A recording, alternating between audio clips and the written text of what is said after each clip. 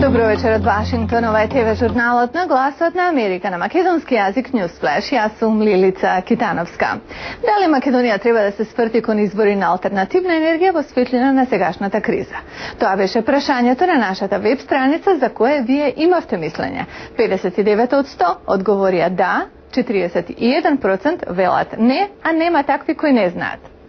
А од денешните вести, Газа веќе 19 ден е топ светска тема и Бин Ладен се произнесе за ова и со ова ја започнуваме емисијата пред да одиме на другите содржини. Во северен Израел, полицијата вели дека ракети се исфрлани од Либан, што наводно го натерало Израел да возврати со оган. Преку ноќта е стрелано на околу 60 цели на Хамас. Генералниот секретар на Обединетите нации, Бан Ки Мун, во меѓувреме во Кајро, вршејќи притисок за моментално примирие на конфликтот, чии жртви се приближуваат до цифрата 1000, од кои најголем дел се палестинци. А нова видеолента, која се смета дека е на Осама Бин Ладен, но се уште не потврдено, ги повикува муслиманите да се ангажираат во джихад или света војна за запирање на офанзивата на Израел.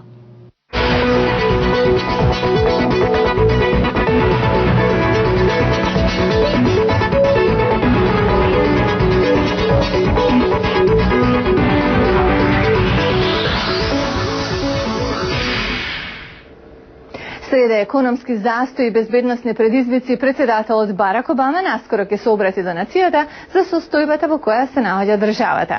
Што ќе содржи тој говор е клучна индикација за неговата агенда наредниве години, особено во надворешно-политичката сфера.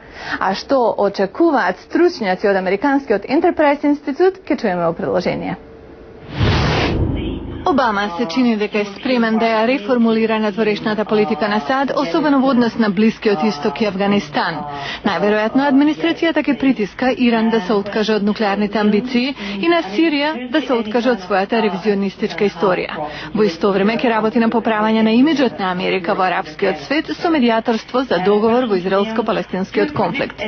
Но ако си имаат предвид последните настани во Газа, проценката дека Иран е околу една година далеко од создавање на нуклеарно оружје и што Русија се обидува да ги привлече старите сателити во својата сфера на влијание, реално е прашањето колку сето тоа е изводливо.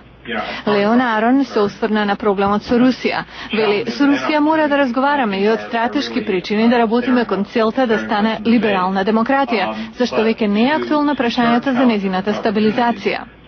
Даниел Плетка вели дека темите што ќе ангажираат новата администрација ќе бидат повеќе или помалку истите од администрацијата на Буш. Малку е постигнато во однос на Иран, вели таа, треба да се работи со европските сојузници, да се внимава на Сирија и да се следи Саудиска Арабија. Но таа вели дека очекува голема промена на американска страна во приодот кон тие отворени прашања, а во тие рамки можеби и редефинирање на политиката кон Израел. За Томас Донели ова е најдобро и најлошо време за Обама. Наследува компликувана ситуација, но отвара и можности.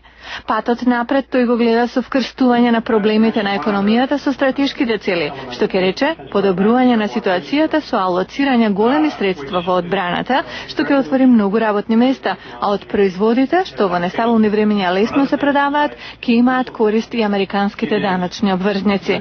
Тој вели дека новата администрација ќе стори добро ако не укине некои од безбедносните програми кои се веќе започнати, зашто меѓу другото ќе испрати и сигнал на слабост и колебливост на САД во светот.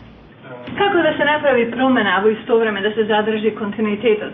Ова е прашањето пред Американската интелектуална заедница во моменти пред новата американска администрација да го земе својот тек. Од собирот во Американскиот Enterprise Институт, Лилица Китановска. Проследете ја инаугурацијата на новоизбраниот американски председател Барак Обама. Ексклузивно, во живо на програмата на Гласот на Америка на македонски, во вторник на 20 јануари.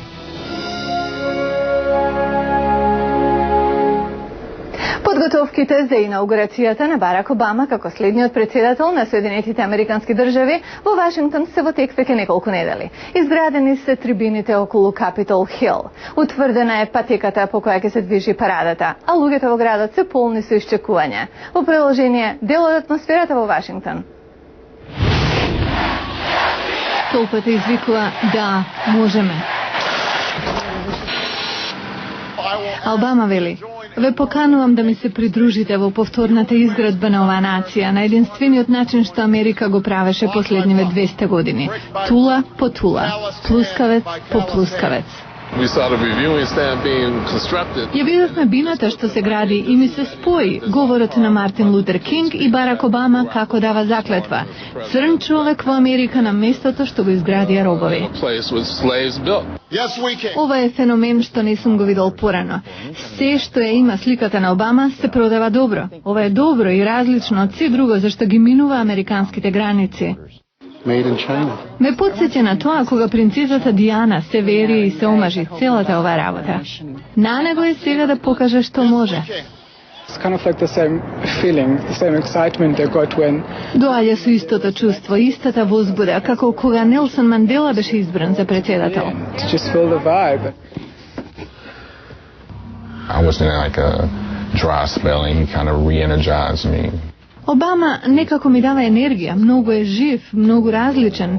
Не може со него да се погреши, носи со себе поинакво наследство, други бои. Bringing so many different nationalities involved, so I guess it makes sense to having different types of colors. My personal thing that I look for is the day of the parade. Лично однапред се радувам на парадата, милиони деца и луѓе кои во тоа уживаат.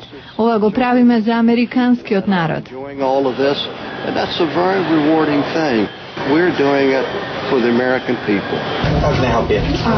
I love when we get to do custom stuff here because, well, you know, punching out snowflakes and hearts and all that kind of stuff's, you know, interesting. Многу сакам да правам нешта по нарачка. Никогаш не знаете кој ќе ви нарача. Сигурно ќе направам многу од овие колачи. People come in here and all types of people order cupcakes. Yes, we can. We can definitely make a mass amount of cupcakes. Убаво е да нема револуција кога ни доаѓа нов лидер. Историско е, тешко е да се одолее. Мора да се биде дел од тоа на некој начин. Мислам дека ќе гледам на телевизија, многу сум ниска за таква гужва. Многу сме, а како еден. Додека дишеме, додека се надеваме. Не сме пресретнати со цинизам и сомнеж и на оние кои не велат дека не можеме. Ке им одговориме со вонвременско кредо што го сумира духот на народот. Да, можеме. Thank you. God bless you. And may God bless the United States of America. Го гледавте News Flash на гласот на Америка на македонски јазик. Јас сум Лилица Китановска. До гледање.